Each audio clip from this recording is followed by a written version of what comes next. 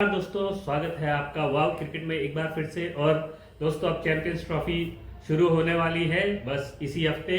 जी हाँ, पहला मैच है पाकिस्तान और न्यूजीलैंड का। तो चैंपियंस ट्रॉफी से पहले देखते हैं हम कौन कौन सी वो टीमें हैं, उनकी स्ट्रेंथ क्या है, वीकनेस क्या है। तो सबसे पहले कि चैंपियंस ट्रॉफी में जो 8 टीमें खेल रही हैं वो है पाकिस्तान, न्यूजीलैंड, इंडिया, बांग्लादेश जो कि है ग्रुप ए में, और ग्रुप बी की जो टीमें हैं वो है अफगानिस्तान। जी हाँ दोस्तों, अफगानिस्तान इस चैंपियंस ट्रॉफी में खेल रही है, साउथ अफ्रीका, ऑस्ट्रेलिया और इंग्लैंड। तो दोस्तों, सबसे पहले मैच की बात करें तो पहला मैच है न्यूजीलैंड बनाम पाकिस्तान। जी हाँ, पाकिस्तान में ही मैच होगा। तो आज हम बात करेंगे ग्रुप ए की जो 4 टीमें हैं उनकी क्या स्ट्रेंथ है और क्या उनकी वीकनेस है। तो क्योंकि पाकिस्तान इस बार का होस्ट है तो शुरुआत करते हैं हम पाकिस्तान से ही।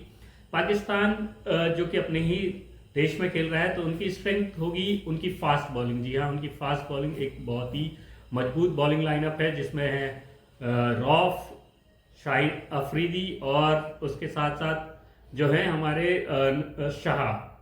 तो नसीम शाह मुझे लगता है सबसे आउटस्टैंडिंग होगा इन दोनों के मुकाबले में। हमने रिसेंटली ट्राई नेशन सीरीज देखी है जिसमें कि अफरीदी काफ़ी पिटे हैं कई बार, बट नसीम शाह की कंसिस्टेंसी थी। और रॉफ को देखते हैं वो किस तरह से बॉलिंग कराते हैं। इसके अलावा उनकी स्पिन बॉलिंग ठीक ठाक है, ऐसी कोई खराब नहीं है। पर जो दूसरी उनकी स्ट्रेंथ है वो है उनकी बैटिंग लाइनअप। जी हाँ, उनका मिडिल ऑर्डर थोड़ा स्ट्रांग है जिसमें बाबर आजम, रिजवान आ जाते हैं। कप्तान रिजवान ने अभी हाल ही में एक शतक मारा है। इसके अलावा जो रिजवान के साथ रहेंगे सलमान आगा, मेरे ख्याल से वो भी अच्छे बैट्समैन हैं। तो मिडिल ऑर्डर उनका ठीक है। और ओपनिंग अगर फ़कर जमान चलते हैं, वो हालांकि कभी कभार ही चलते हैं, लेकिन जिस दिन वो चलते हैं उस दिन खूब चलते हैं। खासकर न्यूजीलैंड के अगेंस्ट तो हमने वर्ल्ड कप में भी देखा और रिसेंट के मैचेस में भी देखा। न्यूजीलैंड के अगेंस्ट वो काफ़ी अच्छा खेलते हैं क्योंकि एक ही ग्रुप में है और पहला मैच न्यूजीलैंड के ही साथ है। तो फ़कर जमान को भी देखना पड़ेगा कि वो किस तरह से परफॉर्म करते हैं। अब आते हैं उनकी वीकनेस का। तो पाकिस्तान की सबसे बड़ी वीकनेस जो है वो अपने दिन पे खेलते हैं। अगर आज उनका दिन है तो कोई उन्हें नहीं हरा सकता, और अगर उनका दिन नहीं है तो फिर अमेरिका हो, चाहे फिर जिम्बाब्वे हो, चाहे नेपाल भी हो। हालांकि नेपाल ने उन्हें हराया नहीं है, पर नेपाल भी हो वो भी उनको हरा देगी। तो इनकंसिस्टेंसी है बहुत ज़्यादा उनके परफॉर्मेंसेज में। दूसरा जो उनका सबसे वीक पॉइंट है वो मुझे लगता है कि उनकी फील्डिंग। हमने अभी ट्राई नेशन के फाइनल में देखा, उन्होंने कैचेस, हाथ के पकड़े हुए कैचेस छोड़े हैं जिसकी वजह से उनसे मैच गंवाना पड़ा। तो फील्डिंग तो पाकिस्तान के क्या ही कहने, हमेशा ही एक उनका पुअर वो रहा है फील्डिंग। इसके अलावा जो है उनके प्लेयर के बीच जो कोऑर्डिनेशन है, हमने देखा कि कई बार रन आउट भी हो जाते हैं, कई बार इन फील्ड आपस में ही लड़ने लग जाते हैं। तो शायद उनकी टीम के अंदर ही कुछ दिक्कतें हैं जो दिख जाती हैं मैदान में कई बार। तो वो एक उनकी वीक पॉइंट है कि वो आपस में कोऑर्डिनेशन नहीं है पूरी टीम का। तीसरा है उनका जो है डिसीजन मेकिंग। हमने रिसेंटली मैच में भी देखा, अगर डीआरएस लेने की बात हो तो कप्तान को कॉन्फिडेंस नहीं आता बॉलर के ऊपर या फिर विकेट कीपर के ऊपर। हालांकि वो विकेट कीपर खुद ही है कप्तान, पर फिर भी उनको बॉलर के ऊपर कॉन्फिडेंस नहीं आता कि ये डिसीजन हम डीआरएस का ले ना ले, या फील्ड में भी कभी स्लिप लगाएं या फिर किसी प्लेयर को कहीं पे पोजीशन। अब बात करते हैं दूसरी टीम की, न्यूजीलैंड की, जो मुझे लगता है कि इस चैंपियंस ट्रॉफी की सबसे स्ट्रांग टीम है। उनके परफॉर्मेंसेस देख लीजिए आप और उनकी ओवरऑल टीम देख लीजिए। हालांकि न्यूजीलैंड टीम हमेशा से ऑलराउंडर से भरी रहती है, इस बार भी ऑलराउंडर से भरी हुई है। सबसे जो उनके स्ट्रांग पॉइंट है वो है उनका मिडिल ऑर्डर। मिडिल ऑर्डर उनका बहुत स्ट्रांग है, फिर वो डैरिल मिचेल हो या फिर खुद केन विलियमसन हो, जिन्होंने अभी रिसेंटली मैच में अपनी फॉर्म वापस पा ली है। इसके अलावा जो उनके गैलन फिलिप हैं, कॉनवे हैं, वो उन्हें बहुत स्ट्रांग बना देते हैं बैटिंग में। और रचिन रविंद्र अगर आते हैं तो रचिन रविंद्र तो मिडिल ऑर्डर को संभाल लेंगे अपने साथ। हालांकि ओपनिंग करने आते हैं पर उनके साथ मिडिल ऑर्डर काफ़ी अच्छा तालमेल के साथ चलता है। इसके अलावा उनकी स्पिन बॉलिंग, कप्तान सैंटनर तो बहुत ही ज़बरदस्त बॉलर है, उसमें कोई दो राय नहीं है। वो हमेशा अच्छी बॉलिंग कराते हैं, लाइन लेंथ बिल्कुल स्ट्रेट, तो जिसकी वजह से न्यूजीलैंड हालिया फॉर्म में आप देखें कि हट। अब बात करते हैं न्यूजीलैंड की वीकनेस की बात। अगर न्यूजीलैंड की वीकनेस वैसे तो कोई दिखती नहीं है, लेकिन फिर भी उनकी एक वीकनेस ज़रूर है कि वो बड़े मैचों में, अगर बड़े टूर्नामेंट में होते हैं तो उनकी परफॉर्मेंस पता नहीं क्यों डाउन हो जाती है। पूरे हमेशा हमेशा से ही उनकी टीम में हमेशा से ऑलराउंडर ही रहते हैं ज़्यादा। स्पेशलिस्ट अगर किसी बड़े मैच में चाहिए तो उसमें एक कमी सी दिखती है।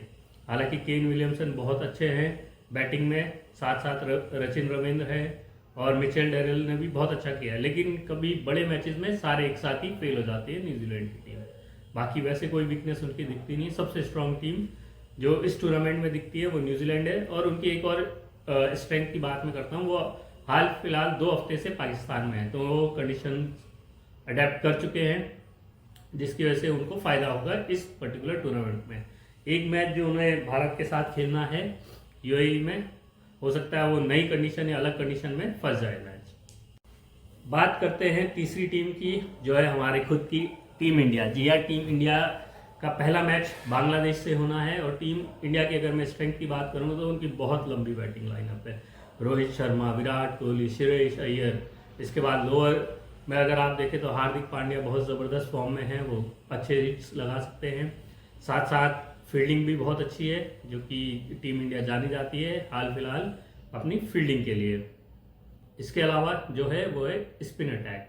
हमने देखा वरुण चक्रवर्ती को इस सीरीज़ के लिए स्पेशली बुलाया गया जसप्रीत बुमराह की जगह, तो स्पिन अटैक भारत के लिए बहुत ही अच्छा रहेगा। साथ साथ जिस हिसाब से दुबई की पिचें हैं तो वो स्लो हो जाती हैं, तो शायद वो फ़ायदा दे दे भारत को स्पिन अटैक के लिए। अब बात करते हैं भारत की वीकनेस की। तो जो दूसरी सबसे बड़ी वीकनेस है भारत की, वह है फास्ट बॉलिंग अटैक। हमने रिसेंट देखा इंग्लैंड के अगेंस्ट, हमने पावर प्ले में विकेट नहीं लिए, हमारे फास्ट बॉलरों ने बहुत ज़्यादा रन दिए हैं, बहुत ही ज़्यादा रन हमने वो भी होम कंडीशन में दिए हैं। अब किस तरीके से हम वहाँ परफॉर्म करेंगे ये एक देखने वाली बात है।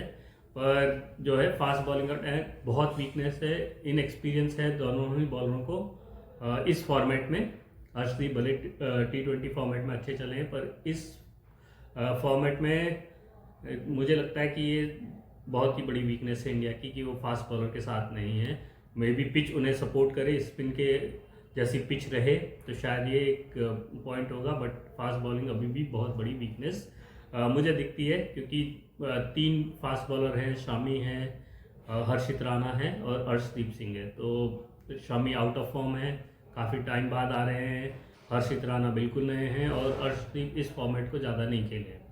तो ये सबसे बड़ी वीकनेस में मैं रखूँगा कि भारत की फास्ट बॉलिंग। तीसरी है यूएई में हमेशा टॉस एक बहुत बड़ा ही रोल प्ले करता है मैच को जीतने या हारने के लिए। अगर जो पहले हमने देखे हैं लास्ट जो भी मैचेस हुए हैं, जो पहले टॉस जीतता है वो अमूमन बैटिंग लेके और फिर दूसरी टीम को बाद में बैटिंग के लिए बुलाता है जहाँ पिच हो जाती है स्लो। तो वो भी एक पॉइंट रहेगा कि भारत सेकेंड इनिंग कैसे खेलता है। तो ये 2 हैं, इनएक्सपीरियंस फास्ट बॉलिंग और थोड़ा सा कंडीशंस। बाकी एक और भारत की टीम है कि वो हालांकि हमने T20 वर्ल्ड कप जीता है, पर कई बार जो है बड़े मैचों में एक साथ सारे फेल हो जाते हैं, जो कि एक हार्श रियलिटी है इंडियन टीम की। हमने वर्ल्ड कप 2023 में भी देखा, तो सारे के सारे जो हैं वो एक साथ ही एक ही दिन फेल होते हैं। अगली टीम है बांग्लादेश। बांग्लादेश भले ही उन्हें 20-25 साल से ऊपर हो गए हैं बड़े मैचेस, बड़े टूर्नामेंट खेलने के लिए, लेकिन अभी भी उस टीम में काफ़ी सारी कमियां हैं। और थोड़े बहुत जो स्ट्रॉन्ग पॉइंट्स हैं वो ये हैं कि उनकी फास्ट बॉलिंग अच्छी है, नो डाउट। उसमें सबसे महत्वपूर्ण जो बन जाता है वह है मुस्तफिजुर। एक तो उल्टे हाथ के बॉलर हैं फास्ट, जो कि कई टीमों को दिक्कत देते हैं और देते आए हैं। उनकी स्लोअर यॉर्कर वेरिएशन बहुत ज़्यादा है उनके पास, तो उनका एक स्ट्रॉन्ग पॉइंट है फास्ट बॉलिंग। इसके अलावा जो तस्किन अहमद, वो भी अच्छी बॉलिंग डालते हैं, फास्ट बॉलिंग है, फास्ट डालते हैं। तो फास्ट बॉलिंग तो नो डाउट बांग्लादेश की अच्छी है।